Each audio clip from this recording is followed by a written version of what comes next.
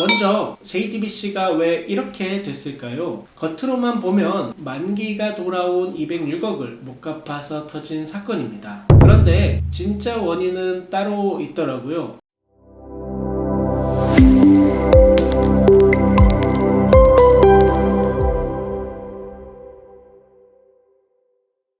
안녕하세요. 더 스마트 법인 등기 등기도우미 한승진 변호사입니다. 여러분, 요즘 미디어 업계에서 제일 뜨거운 뉴스가 뭔지 아세요?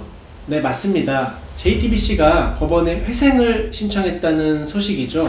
206억 원. 이걸 못 갚아서 디폴트, 그러니까 채무불이행을 선언해버린 겁니다. 아니, JTBC 정도 되는 방송국이 206억이 없어서 부도가 난다고? 저도 처음에는 좀 놀랐는데요. 들여다보면 이게 단순한 돈 문제가 아니라 미디어 산업 전체가 바뀌는 흐름에 법원에 좀 독특한 제도까지 얽혀있는 꽤 흥미로운 사건이더라고요. 그래서 오늘은 딱 두 가지만 쉽게 정리해 드릴게요. 첫 번째, JTBC가 왜 이 지경까지 오게 되었는지. 두 번째, JTBC가 신청했다는 ARS 프로그램, 이게 도대체 무엇인지에 대해서 말씀드리도록 할 텐데요. 지금 바로 시작하겠습니다.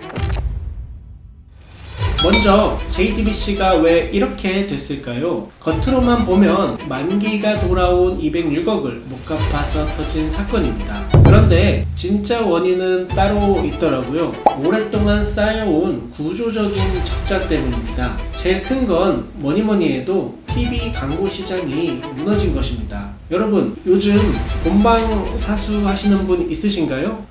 없으시죠? 저도 안 합니다. 다들 유튜브 보고 넷플릭스 보고 편한 시간에 내가 원할 때 보시잖아요. 시청자가 옮겨가니까 기업 광고비도 그대로 따라가고 있는 것이죠. 방송국 주 수입원이던 TV 광고 매출이 뚝 떨어진 것이죠. 그런데 여기서 끝이 아닙니다. 돈은 안 들어오는데 나가는 돈은 오히려 더 늘었어요. 넷플릭스 같은 글로벌 OTT랑 경쟁하려니까 드라마나 예능 같은 제작비들이 계속해서 치솟게 되고요. 또 이번 월드컵이라든지 올림픽 대형 스포츠 중계권을 따온다고 어마어마한 돈을 쏟아 부었습니다. 그런데 이렇게 지출한 돈에 비해 벌리는 돈이 턱없이 부족했던 거예요. 결국 어떻게 됐느냐? 빚으로 빚을 막는 차익 경영이 한계에 부딪혔고, 이 효과는 JTBC 하나로 끝난 게 아닙니다.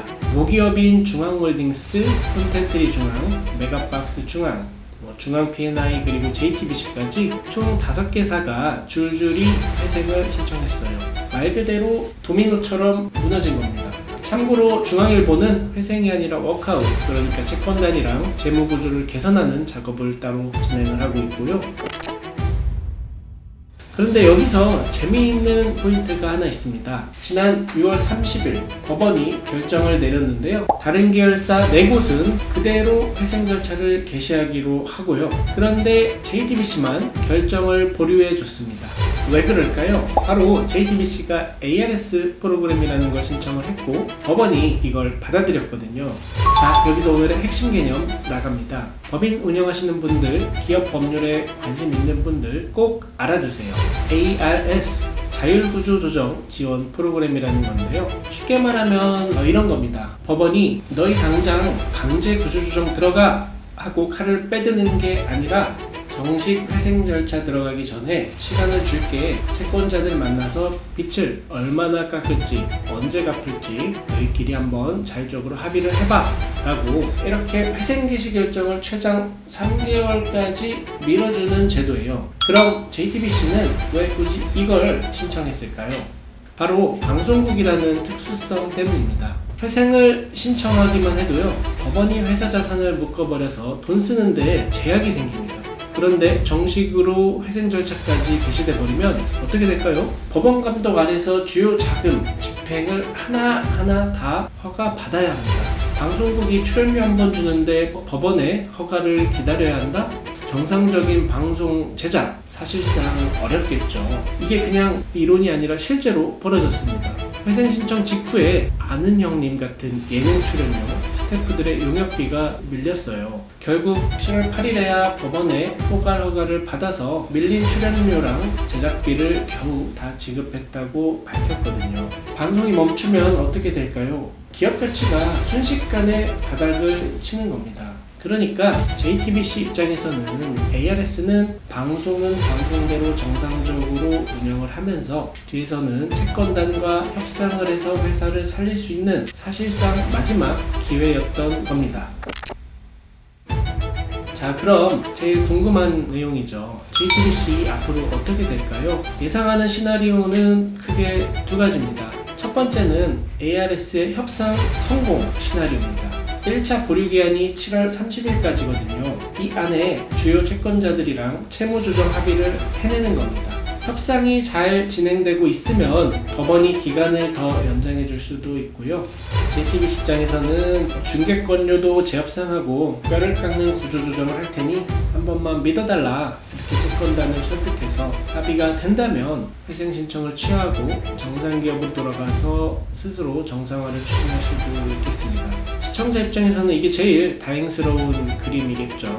하지만 현실적으로는 조금 어려워 보입니다. 두 번째로는 협상이 불발돼서 법정 관리에 진입하는 시나리오인데요. 채권단과 끝내 입장 차이를 좁히지 못한다면 법원이 보류했던 회생 절차를 정식으로 개시를 하게 되겠죠. 이렇게 되면 법원의 엄격한 통제 아래서 자산을 정리하고 인력도 감축하면서 말 그대로 혹독한 구조조정을 겪어야 합니다.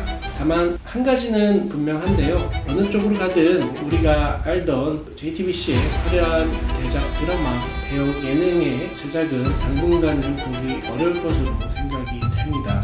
비용적인 문제 때문에 철저하게 가성비 그리고 생존 위주로 콘텐츠를 만드는 환경으로 바뀔 수밖에 없겠죠.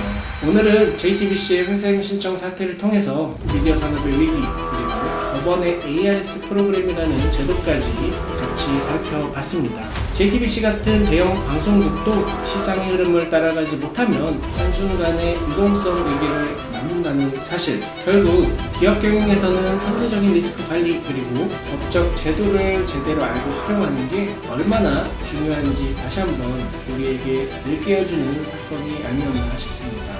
오늘 영상이 유익하셨다면 구독과 좋아요 부탁드리고요. 법인 운영이라든지 기업 법률, 등기 관련해서 고민이 있으시다면 언제든지 저희 더스마트 법인 등기로 상담 신청해 주시면 되겠습니다. 지금까지 더스마트 법인 등기의 등기 도우미 한승진 변호사였습니다. 감사합니다.